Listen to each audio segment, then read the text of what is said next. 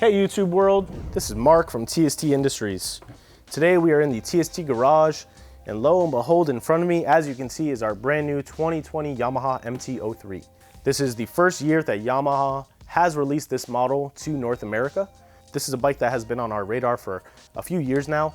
It has been available in other world markets such as Europe, Asia, and South America, but this is the first time we have access to it. So it's really exciting.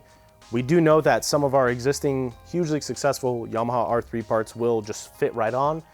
We also know some might need a little modification, but we're really excited to be able to bring this to you, show you what this bike can do, perform some installations, and do a full build series.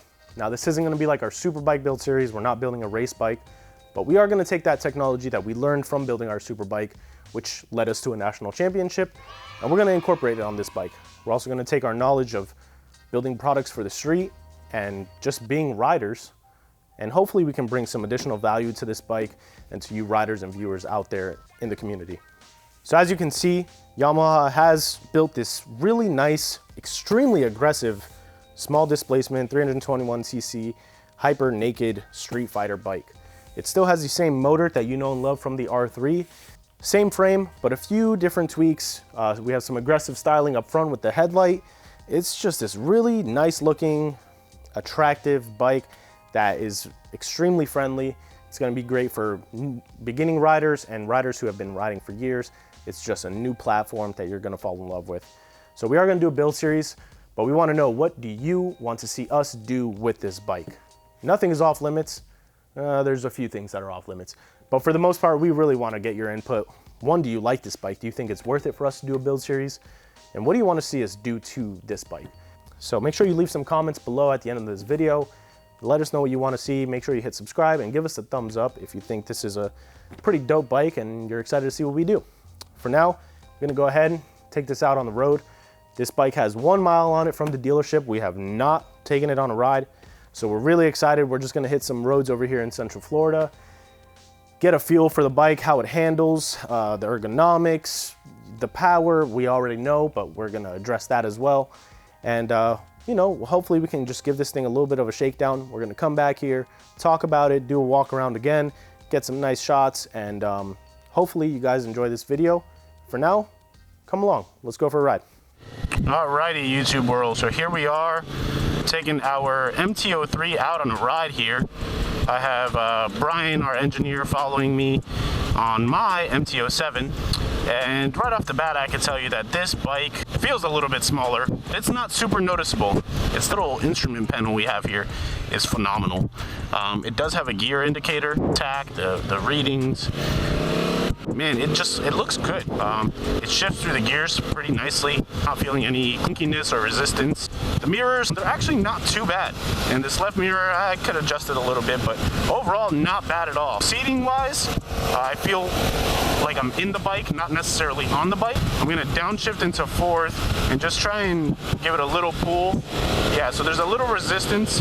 Brakes, obviously brakes can be improved. Levers, probably gonna change those out. They do feel a little odd, not too bad. Handlebars, they could probably come up a little bit, sweep in, but overall, I'm not mad at them. I'm not mad at really anything on this bike. We are gonna put some tank grips on it from Tech Spec. Shout out to Tech Spec USA.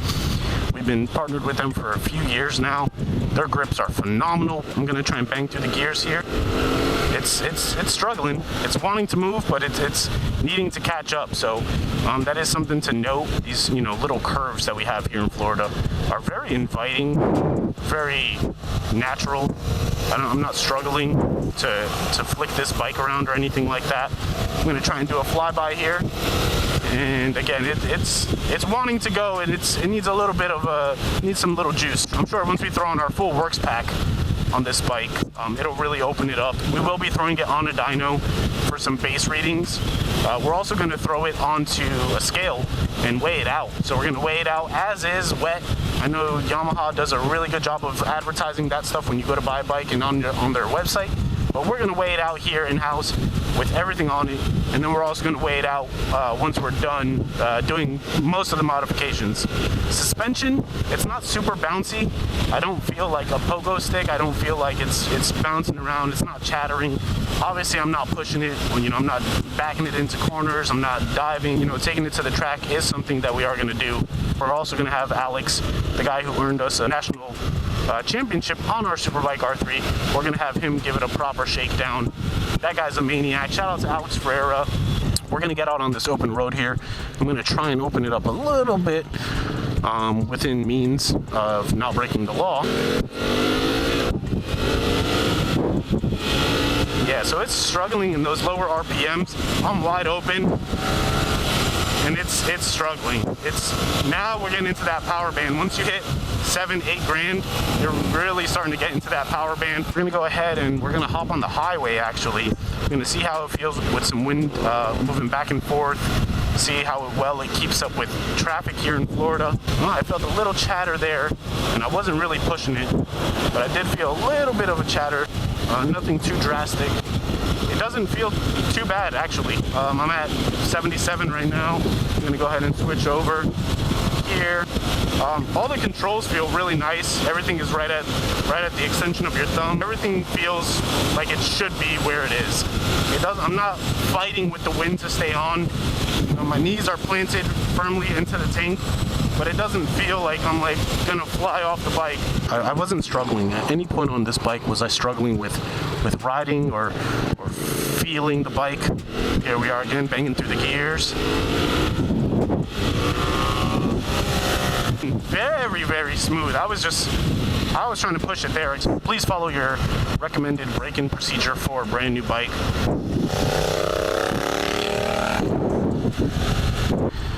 Let's go ahead and take a look at it from the front. As you can see, it's very aggressive, and it just looks very mean. I'm sure in the nighttime riding down the road, it's gonna look killer. They have these nice radiator shroud fin things on the side. It just gives that aesthetic. It gives us this very aggressive feel.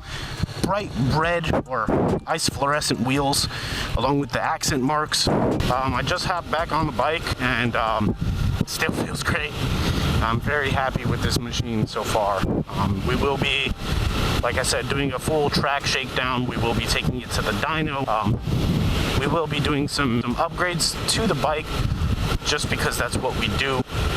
But I'll tell you right now, if you're someone who just wants to buy a bike and just ride it and you're happy with it, this is a great bike to do it on. It feels very solid. It's very well rounded. Enough of a bike that you can keep up with traffic. I mean, you saw me on the highway, but it's not enough of a bike to get you in trouble. So that's something to keep in mind. It's really, really perfect for the street. I will say that they could have hit home, maybe introduce a small windscreen. That is one of my gripes with their MT-FC line. Windscreens available on the market are kind of hideous because you're either getting something that's super big and functional or something that's small and aggressive but not functional at all. With this bike, it does feel very aggressive. If I were to get down into a full tuck, I feel good. It does feel very compact. I'm gonna try and scoot back on my seat a little bit. I'm 5'8", 5'9" on a great day, and you know, full tuck, it does feel crammed. So you 6-footers out there, just keep that in mind.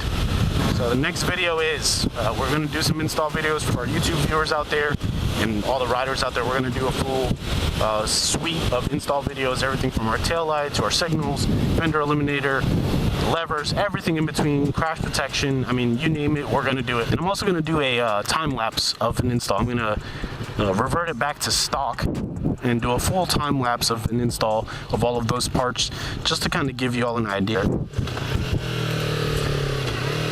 And as you can hear it, rev matching, downshifting into first from fifth, very, very smooth. It wasn't clunky at all. I'm gonna go ahead and take off now and kind of give it a little run to that next stop sign. So let's see.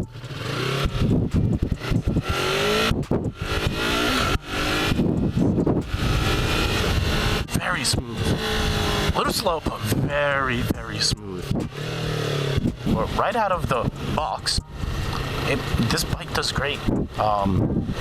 You know, you can take it from the dealership showroom floor and go on a ride with your buddies, and I can almost guarantee you that you won't have much, if anything, to complain about, because it really does do a great job at everything so far that we've thrown at it.